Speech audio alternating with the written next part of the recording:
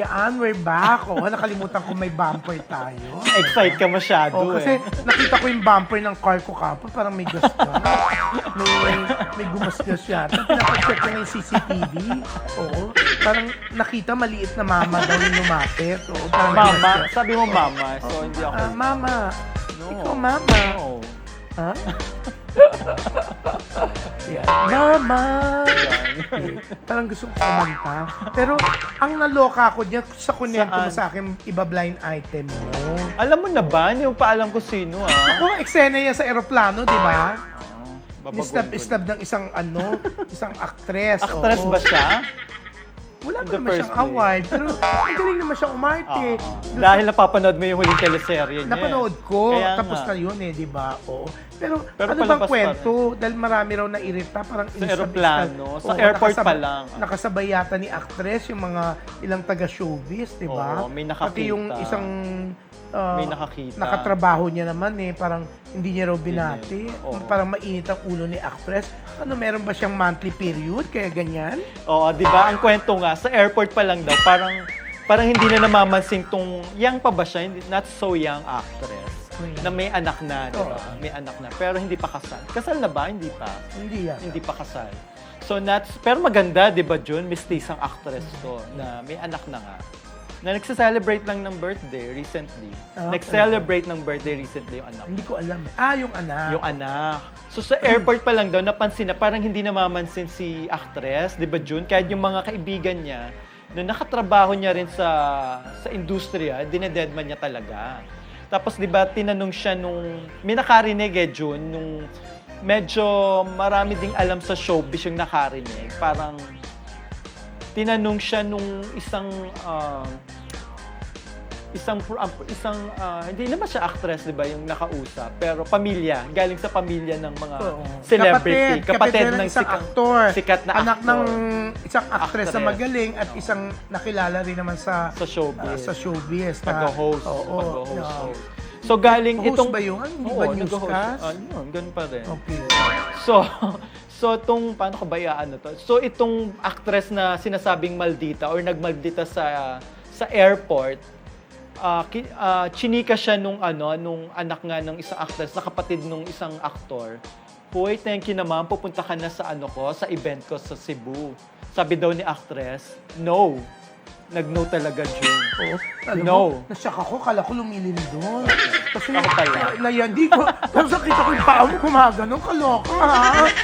Natitense kasi ko, paano ko ilulusot tong parang nakakalito, nalilito na ba kayo? Okay, basta ang bida natin dito, isang actress na mestiza na maldita. May pagka-maldita naman talaga, June, no? Kasi ako personally, Hindi ko kasi siya kilala. Hindi ko siya Ako, nakaranas ako ng Pero pagmamaldita. sabi naman ng isang friend ko, mabait Babae. daw yung babaeng niya. O baka namimili lang siya. So tinanong nga siya nung kaibigan niya tong anak ng actress sa kapatid ng aktor, kung pupunta siya sa event nila. Oo. Ng family event nila sa Bakit Cebu. kailangan event ang sabihin mo? Ayaw mo direct. Basta event. Sabi niya no. So nagulat tong anak ng actress sa kapatid ng aktor. Saka pupunta. Doon din yung destination niya. Yung event ang pinuntahan niya, isang event. Ibang event. Oo. Nakakaloka. Oo, hindi diba? yung kasal. Hindi Oo, yung sa talagang family. iniiwas mo pa. Kasal Hindi doon sa kasal family yung- event oo. na tingin ko mas importante, Jun, di ba? Kasi nga kasal yun. Kesa doon sa Bakit ba iniiwas mo Kesa pa? doon sa isang Ayaw pa sabing wedding, no? parang brand event lang, di ba? Ng isang luxury bag Pero ang nakakaloka, sa Cebu. yung hindi niya binati yung may nag-react na isang Oo. taga-showbiz na nakatrabaho naman daw Oo, niya na dati, nabigyan niya diba? nabigyan niya ng trabaho, ng endorsement, na dinedma rin niya. Sa Ano? eroplano naman daw yun. Talaga. As in, para wala daw siya nakikita. Para siyang yung kabayo na may ganon. Kasi dire-diretso lang yung lakad. Nakakaloka. Pero baka nga, mainit ng ulo ni actress. Ang chika nga, Baka meron nga siyang ang monthly chika nga, premium. iniiwasan niya yung partner niya. Kasi may chismis, di Na ba? nandun din, pupunta rin doon sa kasal. Oo. pumunta rin sa Oo, kasal. Ang chismis, hiwalay na raw. Ay! My God. Kaya siguro ayaw niya. Alam mo, Di ba ganun naman? nakakaloka talaga yung mga hiwalayan ngayon. Puso, this ano, no? Ang dami. Lalo na last quarter. Ang dami. Catherine, Daniel. Mga, Pero hindi pa namin walang kino-confirm, confirmation, ha? walang Okay, official ha? statement. Yung na-chismis na issue po, ha? Kasi wala pang official statement Oo. from kanila. Diba? Okay. So, Catherine, Nagchichismis. Catherine Daniel, Oo. Catherine Bernardo, Daniel Padilla, Kim Kim Chu, Chu, and Sian Lim. oo. Janine, saka yung sinabi Janine mo kanina. Paulo. And Paulo. Richard, Sarah, Sarah. sino pa? Oy, Miles. nililinaw namin, wala po kami sinasabing. si- Si Miles and Elijah Nag-confirm. confirm. Oo. Si Kaylin and Mabi. Kaylin Mabi, Diba? yun, chismis din. Pero Chismis feeling ko din. totoo yun. Oo. Yun, yung mga hiwa. Kasi walay na rin sila as last And Sophia Andres and, And- Daniel Miranda, di ba? Nachichismis na naiwalay na. Natatawa ka, kaloka ka. Hindi ako alam mo, natatawa about chismis, bibigyan na kitang hindi ko na ibubuking niya. Anong clue niyan? O hulaan nyo na lang sa mga sinabi namin kung sino-sino. Kapangalan ba ng isang international actress na hindi veteran na hindi kilala ng Gen Z. yung actress na yan. Oo, di ba?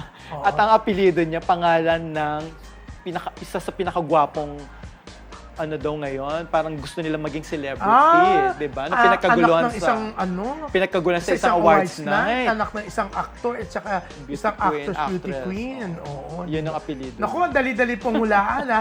Pero